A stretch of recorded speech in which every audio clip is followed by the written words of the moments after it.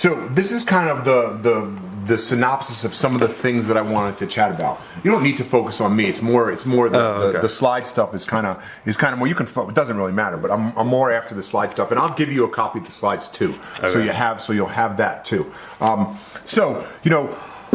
Why do you have flat feet is the question, and what it is that because of how the soft tissue grows, a lot of people end up with flat feet. But if your toes are longer, essentially we're making levers longer, and then if you have a problem with your connective tissue not maturing like everyone else's, there's two things that kind of come together that make your feet more flat. Yep. So, but we treat you just like you got flat feet. And that's it. So what we got to do is that we have to strengthen the muscles on the inside of the leg and the intrinsic muscles in the foot, in the calf, and in the glute. And I kind of alluded to all that stuff last time. So the strength of the muscles of the foot is really going to be a key part of it, and it's going to be challenging. We're going to do stuff today where you're going to be like, I can't do that. And initially, what you're going to have to do is you're going to have to hallucinate. Imagine that. Yeah. That's really what's going to happen, and then in a week of doing it, you're going to be like, oh, I got something. I feel my feet starting to do that. Gotcha. And then in a month, you're going to be like, God damn, I can do that. I didn't think I was going to be able to do that. And this is a common scenario that we all go through when we're trying to figure out how to move our feet. Mm-hmm. Okay, so that's one thing. Second thing is that it may make sense for us to either have you go and buy some orthotics to raise the arch of the foot a little bit. We can also custom make you ones, but let's just buy some off the shelf ones. They're $30. They're cheap. It's easier as opposed to spending a couple $100 on some custom made ones.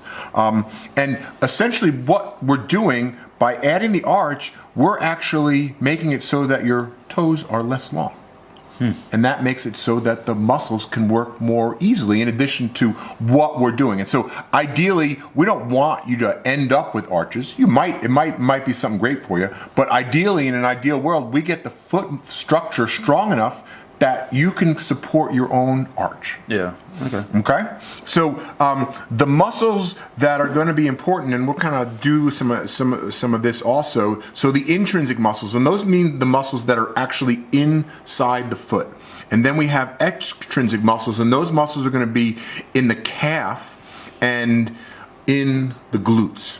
And then there's a little bit of flexibility of the calf muscles, because that is going to be an important thing, because they're on the other side of, if they're too stiff, they pull the arch actually down. And this is kind of, right now, this is all googly gook because I'm not really showing you any pictures, but it'll become less googly gook. And then the control of your whole lower extremity. So that's really where we want to go. Okay, so here we're looking at a foot. So here you got the foot. So like we said last time, we talked about that cornerstone of that arch. And that cornerstone of that arch is this bone right here, the navicular. So we want that bone to move upwards on you, okay? So if we look over here, we see that we often simplify the foot because we say the arch. And the arch is actually three different arches. There's an arch on the inside of the foot, which is really what we're talking about here with navicular. But there's also a slight arch on the outside of the foot that parallels it. Yeah. And then there is an arch here. And all those guys make up essentially what is going on. Can we make this bigger? A little bit. So that kind of shows us these three different arches a little bit better. Okay, so now, oops, I went too fast. Oh, no, I didn't. Okay, so this is just an example. So here's that same picture that we just looked at. And here you see that navicular, that cornerstone of the foot. Yeah. And here we see three different types of flat feet. And, the Beal syndrome, people have high arch and people have low arch. Yeah. So, and the same thing with Marfan's. So it's not just simple, oh, this is what happens because the connective tissue gets tight or loose. There's other stuff that happens to it. And when I read about the Beals, the other thing that I read about is that the soft tissues tend to become more normal as you get more mature. So the laxity and the tightness get closer to being what we would call average. And I'm not average, I'm tight.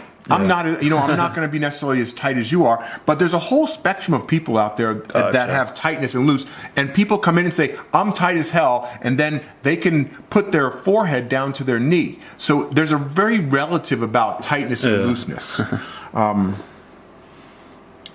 Okay, so here we are looking at the underside of the foot, and what there is that there are ligamentous structures that are just there to hold the arch. And there's a couple of them. There's something called the plantar fascia. Have you ever heard of that? Yes, I have. And then there's something called the spring ligament. And both those guys go from here to here. So, you know, so if we go back, so those guys go from here to here. And so they stretch out. They don't have a contractile ability, but they will adapt if we give them some arch and we stay in that arch long enough. And that becomes the voting for that case of, oh yeah, let's put you in some orthotics. And again, those are things that we don't necessarily have to do, but I want you to understand the mechanics and the thought process of this whole thing, because then you're going to be able to take better care of yourself. So that's part of the non-contractile stuff.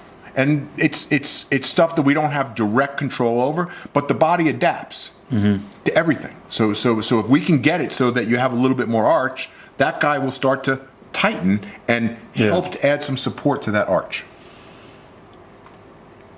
So here what we're looking at, and I'm not sure this is the greatest way to show you this stuff because I like to be able to rotate it, but this muscle and that comes down the back of the leg and then kind of comes into the arch. And if I go to the next slide, it's going to show us kind of how, no, that's a different muscle. See, I'm just not organized here. Let's go a couple more.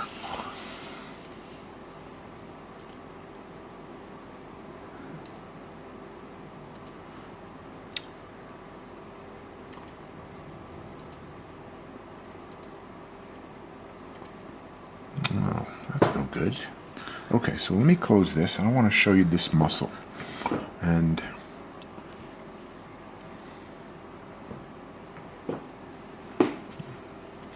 so this tibialis posterior is a really important muscle. It is going to be the muscle that is outside the leg, and I showed it to you last time a little bit because it goes into the arch, and when it comes up this way, and when it contracts, it pulls the arch up. So it's a really key component to this thing, and not to discount those intrinsic muscles, because those intrinsic muscles are also going to be important.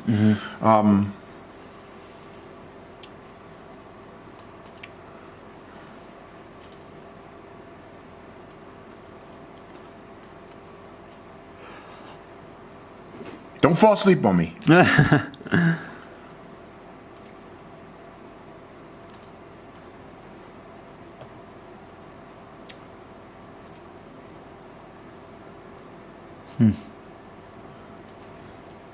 So what this is this is just kind of, it shows you kind of where the different muscles attach. So we want the left posterior. Okay, so now let me shrink it down a little bit.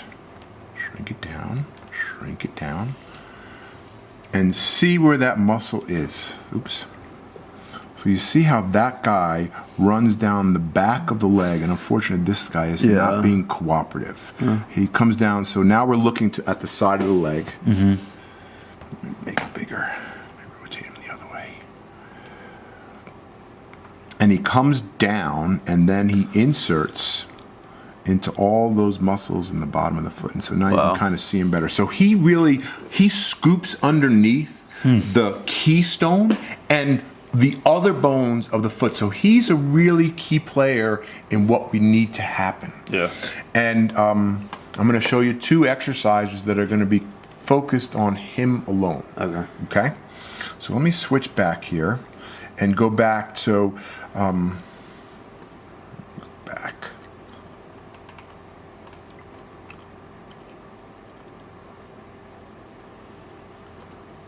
So here we have, started me at the very beginning. Let me go back here. Quick review for you.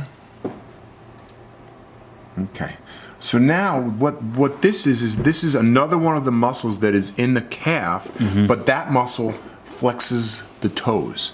And there is toe flexor muscles that are in the calf and toe flexor muscles that are just in there.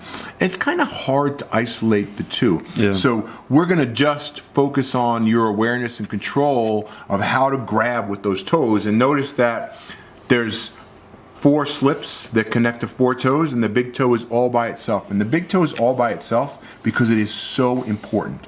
So the big toe here, so what you see here is you see another intrinsic, the big toe has an intrinsic muscle and an extrinsic muscle. And you see the blue is the extrinsic muscle, and then the red is the intrinsic muscle. And both those muscles bend the thumb.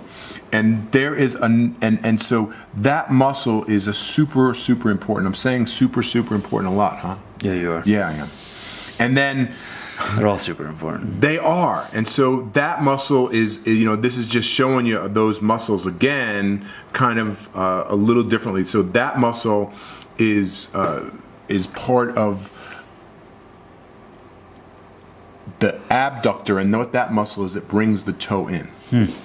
Okay, so I think we've rambled enough. I've probably overwhelmed you with your with our exerciseness, but hopefully that's going to be helpful. So let's end this.